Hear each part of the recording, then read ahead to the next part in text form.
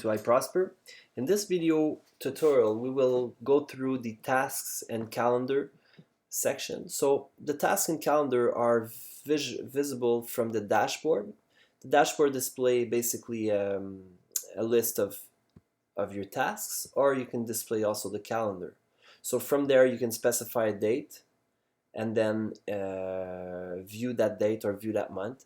We can sort by we can display basically the stuff into the calendar by the status. So we can display, for instance, all canceled or all completed tasks by unchecking or checking the checkbox. And we can also filter them by the type of tasks that they are. So it allows you to basically filter information or tasks rapidly to see what you want, because sometimes it can be crowded when you have a lot of meetings or calls or appointments or tasks that you've put into your calendar. This calendar or task basically can be displayed by day, by week, or by month. To browse through the different weeks or months or whatnot, you can go using the arrows, and that's pretty much it for the task. So let's go ahead and go back to the dashboard. So the dashboard is the only difference that it's a simple display. So it just allows you to display the latest lists and calendars events into a very one quick view item. So if you want to simply go and add a task, well, you can add it from here by clicking in a box and clicking add, or going directly into the tasks section. So we're going to go ahead and add a new task. The name of the task, let's say, is prepare for exam, for instance. So what's the date of the task? Well, I want to prepare, let's say, the 12th of December. And I want to get ready to do it, let's say, at 1 p.m. There's also a feature here that's interesting, is that you can basically specify today, and it will put in the date and the time of the day. So that's pretty neat as well. So we'll put it at 1:24. We'll leave it. We'll put it at the 12th, as we said. All right. So basically the task prepare for exam is from date to date, or it can be a duration. So let's say that the task that you're adding is for a whole weekend. Well, you would be able to specify, let's say it's from Friday night all the way to Monday, let's say. So from 16th to the 19th. But you can also specify it's only a duration of 1 hour, or you can specify all day. So if it's an event that occurs for the whole day.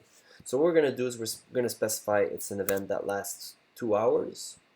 And is it a recurring event? So the options here is we can have it not recurring, repeat on interval. So the interval allows you to specify, let's say, every 1 day, or every 1 week, or every 1 month, or every 2 weeks, or 2 days. So it's a free field that you can enter the number of days or weeks or months that you prefer. So we're going to say repeat on interval. We'll have it repeat once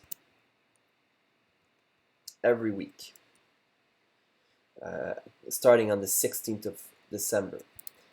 The type is going to be a task. Description is study for exam for real estate training. So it allows you to assign users. So I'm going to assign it to myself, and it allows you to assign it to specific contacts. So let's say the task has to do with one of your contacts or your companies. Well, you're able to assign it there. So you can specify, okay, so it has to do with Acme. But for now we won't, because it's a personal task, so it's only assigned to a user. Actually, we're going to add it to a customer just for the sake to show you the difference of having that this way. So we'll put it Acme. So we do OK. So basically, as you can see, if it has added this to the calendar every week on the Friday. And if we go to list, well, we see the actual list there. And if we go into the dashboard, same thing, we'll see the list here that is assigned. So you see it's assigned. So when you go in it and you click, you'll see at the right the options we have. So basically we could set in progress. So that means that the task has started. We can stop the progress or make it complete. So let's say we stop the progress, and then we go back to set progress, and then we'll set it as complete. So when we set it as a complete, it writes it as complete, and when you go to the dashboard or the list, it's the same thing. It's written completed.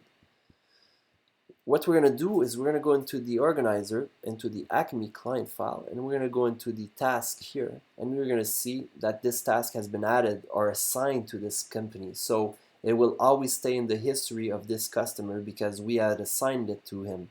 If we go, same thing goes for the contacts. So if we go to the contacts, it would have been assigned into that contact, but we decided to assign it to a company.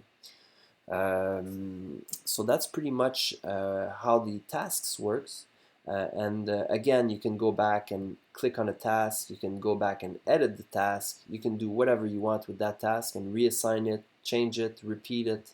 You can actually restart it right away from there and redo it again. So there's no limit as to tasks. You can add as many as you want. And this is an important feature for keeping track of your tasks and activities, whether it's directed to clients, customers, suppliers, or simply follow-ups. So it's a good habit to basically use tasks and calendars in order to stay on top of your game. So you can stay tuned for the next video tutorials on different sections, and otherwise you can view the ones already there for the other sections that are already here. Thanks for listening.